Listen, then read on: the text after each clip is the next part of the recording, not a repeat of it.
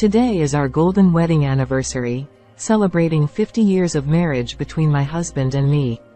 As we began to enjoy the dishes, our granddaughter Amy appeared distressed, on the verge of tears. "What's wrong with her?" Concerned, I was about to ask her what was wrong when she tugged at Nancy's sleeve, her voice trembling as she spoke. "Mommy, I need to go pee." Nancy, with a cold expression, retorted sharply at Amy. "What's the matter? Such a hassle. Just use a diaper." I couldn't fathom Nancy's words. How could she suggest Amy continue wearing a diaper when she clearly needed to use the bathroom? It was unfathomable that Nancy's thought process could be so dismissive.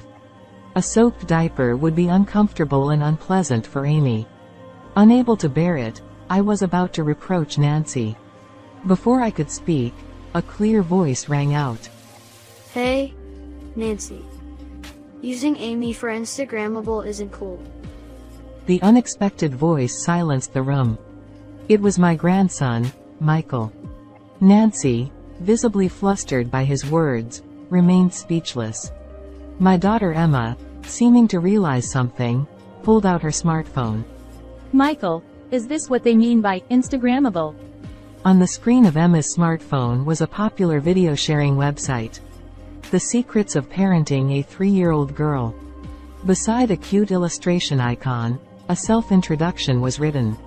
Amy is a 3-year-old girl. Could the creator of this video account be Nancy? "Emma, could you show me that video for a moment?" I took the smartphone from Emma and tapped on the video at the top of the account. What was displayed there? "My name is Sarah. I turned 67 this year. I've been married to my husband, Jason, for 50 years, always putting family first. We've led a modest life as he's always been there to protect us. While not extravagant, our days have been peaceful and happy. We have 2 children, John and Emma. It is said that children grow up in the blink of an eye, and it's true. Our once demanding little ones have grown into adults, married, and flown the nest. John graduated from college and married Nancy, his college sweetheart, right away. I was surprised by how young they were to marry, but if they're happy, that's all that matters. My daughter Emma found love at her workplace, and after 2 years of living together, she got married. Her partner is her direct superior named Nathan. He came to make the formal announcement of their marriage wearing a perfectly ironed suit, without a single crease, just as I had often heard from Nancy. He gave off the impression of being sincere and serious, and it was a relief for both me and my husband Jason.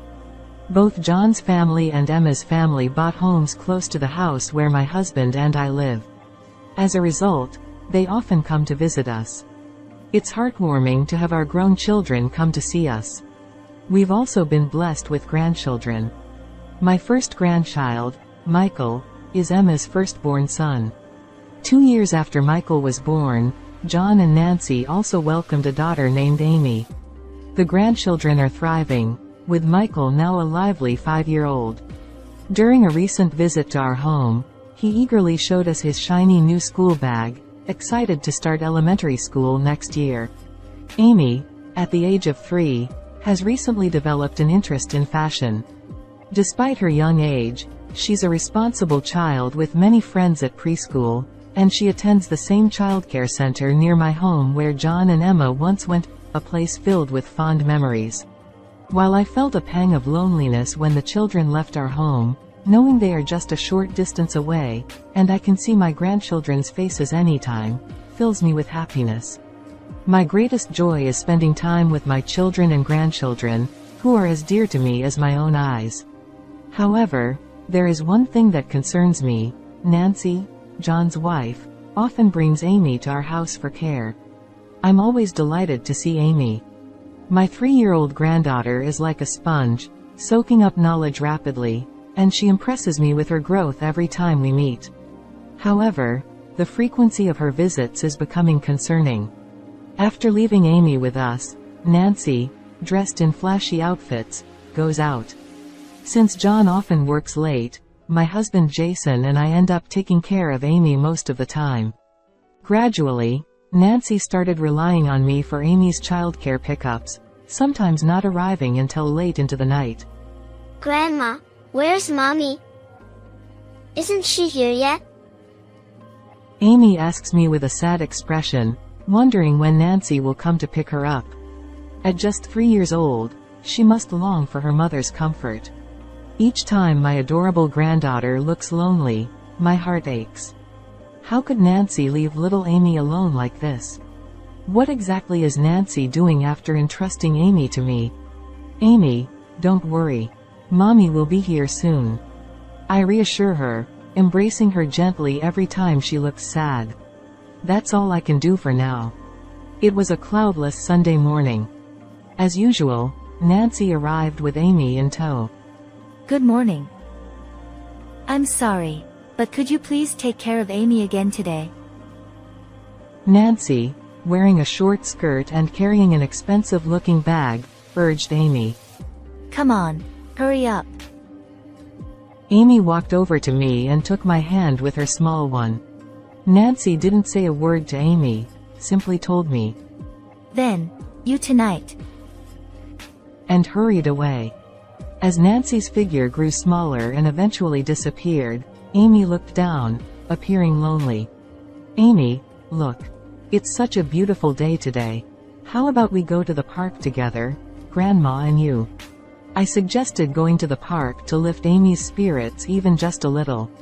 Her face lit up instantly. The park. Let's go.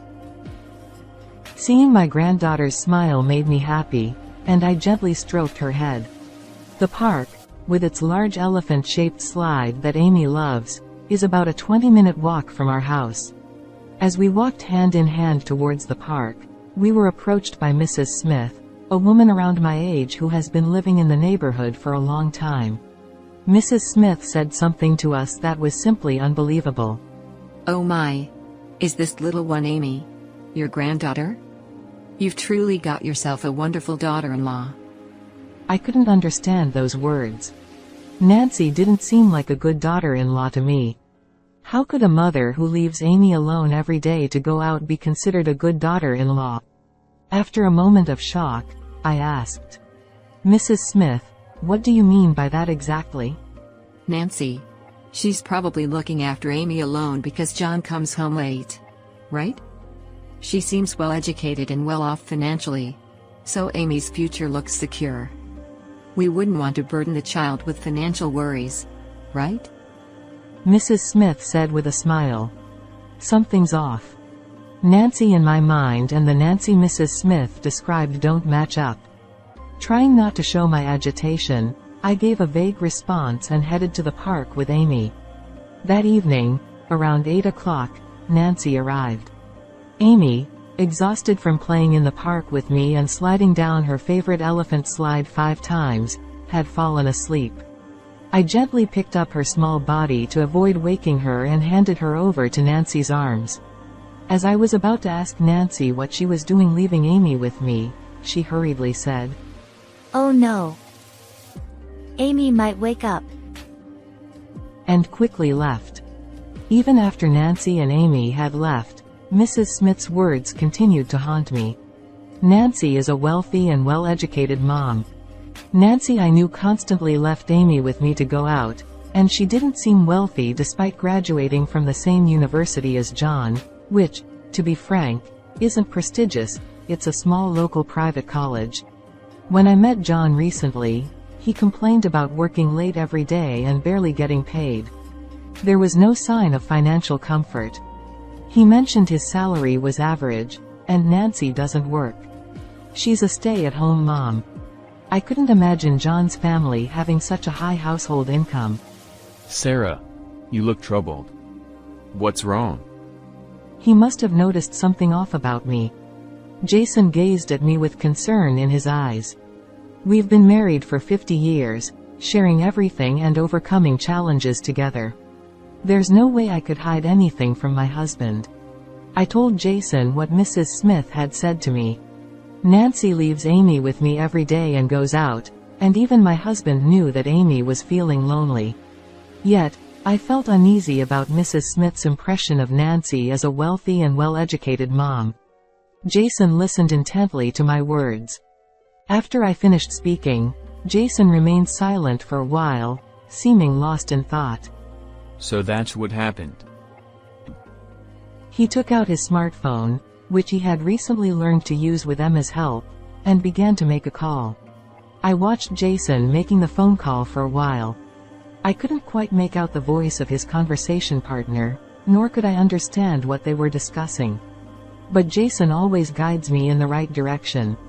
Talking to him made my heart feel a little lighter. I closed my eyes, simply wishing for Amy's happiness as she grows up. A week passed, and I sat on the living room sofa, knitting, when the phone rang with a jarring tone. I hurriedly picked up the receiver. Hello, Mom? Dad and Mom, it's your 50th wedding anniversary this year, right? Emma and I were talking, and we want to throw you a party, but do you have any free days? On the other end of the line was our son, John. He suggested gathering our family and Emma's to celebrate our golden wedding anniversary. Oh, how lovely. Thank you. Jason's days off are Saturdays and Sundays, so either of those days works for us. I informed John of Jason's work schedule. I felt joy and excitement at the thought of our children and grandchildren celebrating our golden wedding anniversary, and I couldn't help but feel elated. On a Saturday night a week later, 3 families gathered after a long time at a luxurious and renowned upscale restaurant in Tokyo known for its high hospitality standards.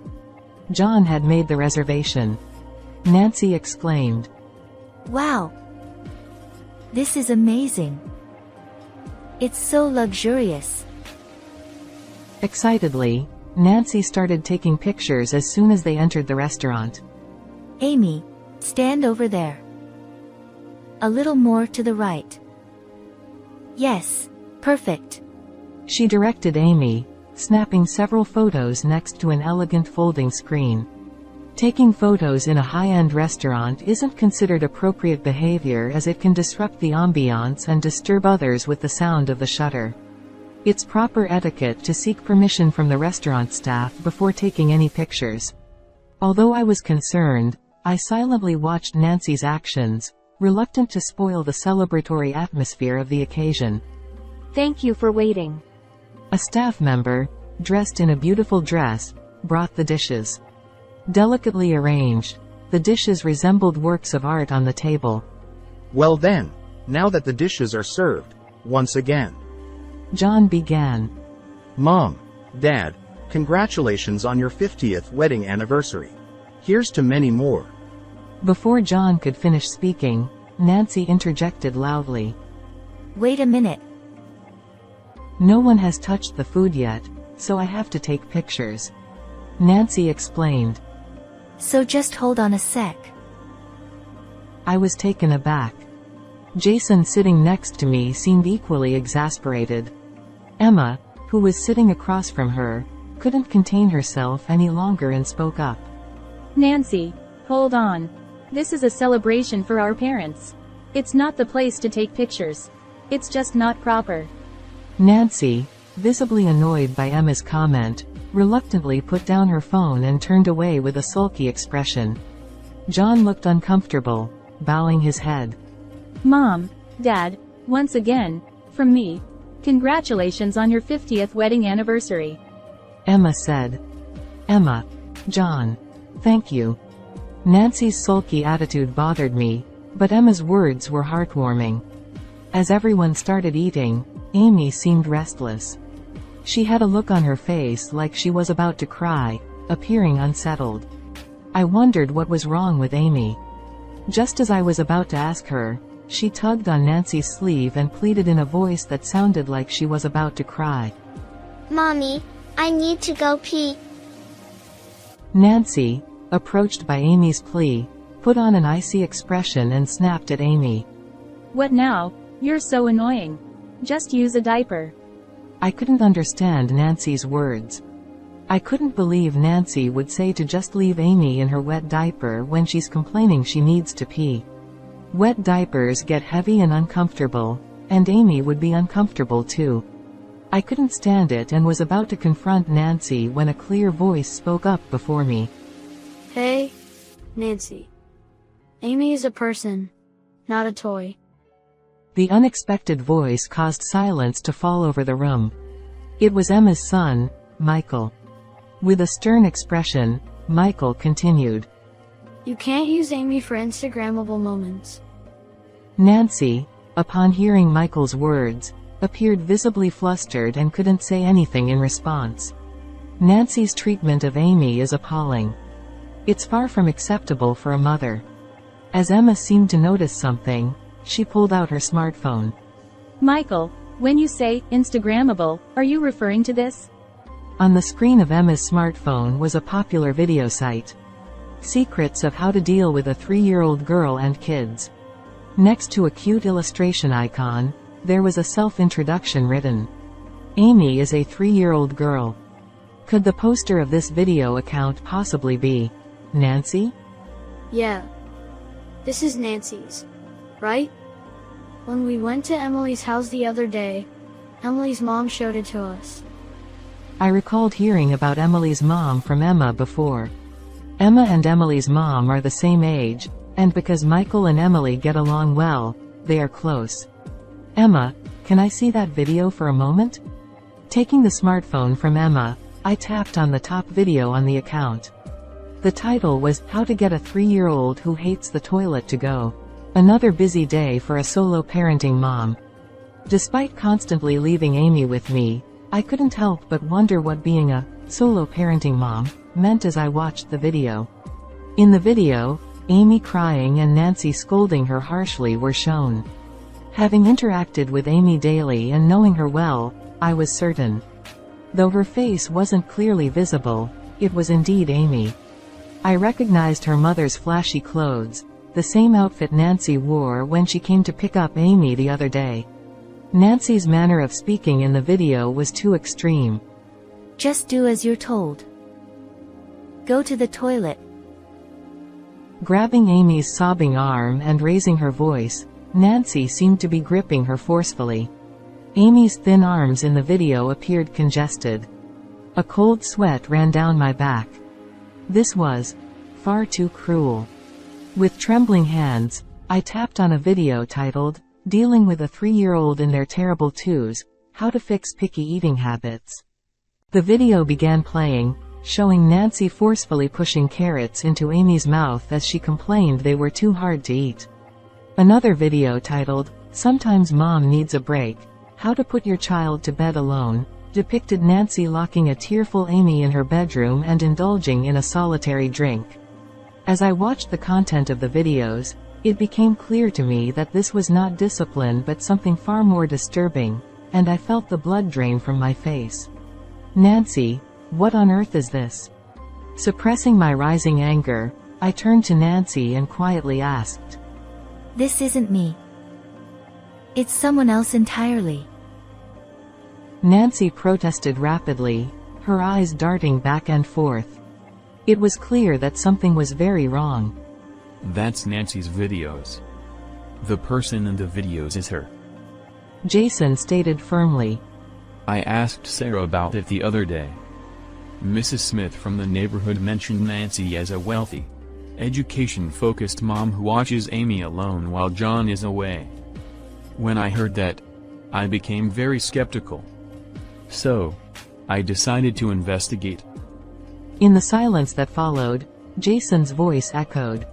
Nancy's eyes widened as she froze. Her body trembled slightly. I called Mrs. Smith and asked about Nancy. Apparently, Nancy herself asked Mrs. Smith to follow this account because she's the one posting it. I recalled the conversation with Jason when I consulted him about what Mrs. Smith, our neighbor, had said. At that time, the person Jason was speaking to on the phone was indeed Mrs. Smith. Emma, who had been listening to Jason's words, stood up with a startled expression. I've heard about that too.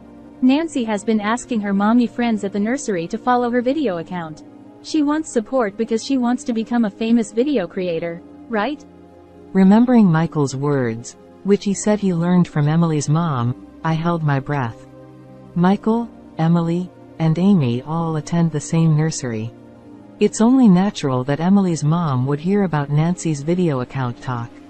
With Emma's follow-up, Nancy's face turned crimson as she shouted. That's not true. I didn't ask for anything like that. I just said I'd tell them if they wanted to follow. She said she'd tell them if they wanted to follow. Nancy's words echoed in my mind.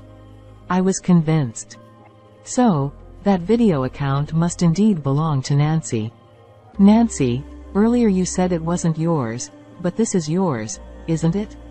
I pointed to Nancy scolding Amy on the screen. Nancy finally seemed to realize the grave mistake she had made, and her face quickly paled. Seeing her reaction, Michael muttered. Telling her to go to the bathroom. Insisting on diapers today. If decisions are made based on Nancy's mood, Amy will have a hard time. Feeling hit at the core by Michael's words, Nancy slumped in defeat. Seeing this, John hurriedly stood up from his chair and knelt on the floor. His eyes firmly met ours. I didn't realize anything until Michael pointed it out. I've been working overtime just to increase income, not paying attention to what's happening at home. John confessed, tears welling up in his eyes and his voice trembling. Not knowing that Nancy was always leaving Amy with Mom, causing trouble for both Dad and Mom and ruining festive occasions. I'm truly sorry for Amy. John bowed deeply, tears falling onto his knees. John promised us that he would talk with Nancy alone when he got back. I watched silently until John, with Nancy and Amy, disappeared from view, wishing for John and Amy's future happiness. A few days later, as I was preparing dinner in the kitchen, the doorbell rang. Opening the door, I found John standing there. Mom, sorry for dropping by unexpectedly. Can I come in? John said with a serious expression. Sensing the gravity in John's demeanor, I thought there must be something important. Of course, this is your home too. Come on in, I said, ushering John into the dining area where Jason was sitting. John took a seat across from us and began to speak. Mom, Dad, sorry for the sudden visit. Nancy and I have had a discussion since then. I've decided to divorce Nancy. I came today to explain everything clearly. John's voice was firm, showing his determination. Nancy has been excessively scolding Amy on a daily basis. I confirmed it with Amy as well. Plus, she had accumulated a significant amount of debt from consumer loans. John continued. His words triggered a memory in me. On the day when Nancy's video account was discovered, Jason and I checked Nancy's videos together. Her posts mainly consisted of videos labeled as training for Amy and introductions to luxury brand bags and clothing. Mrs. Smith from the neighborhood had mistaken Nancy for being wealthy after watching her videos showcasing luxury bags. She hadn't watched the videos scolding Amy, she had only glanced at the titles, assuming she was providing thorough education, leading to a misunderstanding. The numerous luxury brand items Nancy showcases easily surpass $10,000 each. At that moment, I couldn't help but wonder where she was getting the money to afford such expensive purchases. Could that debt be for buying the brand items Nancy showcased in her videos? John nodded in response to my remark. Nancy had been borrowing money to purchase brand items and showcase them on her video account. The debt kept mounting, and she was resorting to borrowing more money to repay it. Since Nancy had disposed of the reminders arriving at home before John could see them, he remained unaware. By featuring high-end brand items and sharing parenting experiences on video sites, she gained numerous views and attention. Nancy started feeling superior, equating views and attention to being better than others, and becoming obsessed with what's Instagrammable. Nancy refused to confront the mounting debt she was accumulating. It seemed she resorted to drinking and avoiding reality while I entrusted Amy to her care. After finishing his explanation, John bowed his head towards us. Mom, Dad, from now on, I'll prioritize Amy over everything else in my life. I'm truly sorry for causing trouble. John. He then left, saying he would discuss the divorce proceedings and gain custody of Amy with Nancy again. A few days later, John called. Mom? It's settled that Amy will continue living with me. It seemed John and Nancy had been at odds over Amy's custody and had been negotiating. Today, it was resolved that John would be granted custody. Nancy insisted on having custody of Amy, but Amy expressed her desire to be with John. When pointed out the excessive scolding towards their daughter and Amy's wishes were considered, Nancy couldn't argue back and agreed to let John have custody. Even through the phone, John's voice sounded genuinely happy. After divorcing John, Nancy's reputation quickly deteriorated, and she fled town. A year passed. John sold his house and now lives with Amy and us. Meanwhile, Nancy is said to be living alone in a rundown apartment in a distant city. She's reportedly struggling to pay child support and repay debts, working tirelessly every day. It was a cloudless, sunny Sunday afternoon. Emma and Michael were visiting today. As I sat knitting on the living room sofa, I heard joyful laughter coming from the backyard. I got up and joined Jason on the veranda. Jason, I heard laughter and had to come see what's going on. I said. Amy was happily playing ball with Michael, who had come to visit. Meanwhile, John and Emma watched them with gentle eyes. Jason, I'm so glad. Seeing those kids so happy fills my heart with joy. I said, deeply moved. Jason nodded solemnly and held my hand. I returned the gesture, looking out at the children and grandchildren in the yard.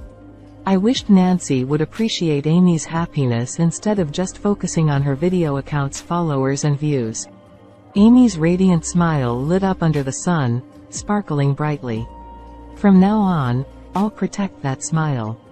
That's what I truly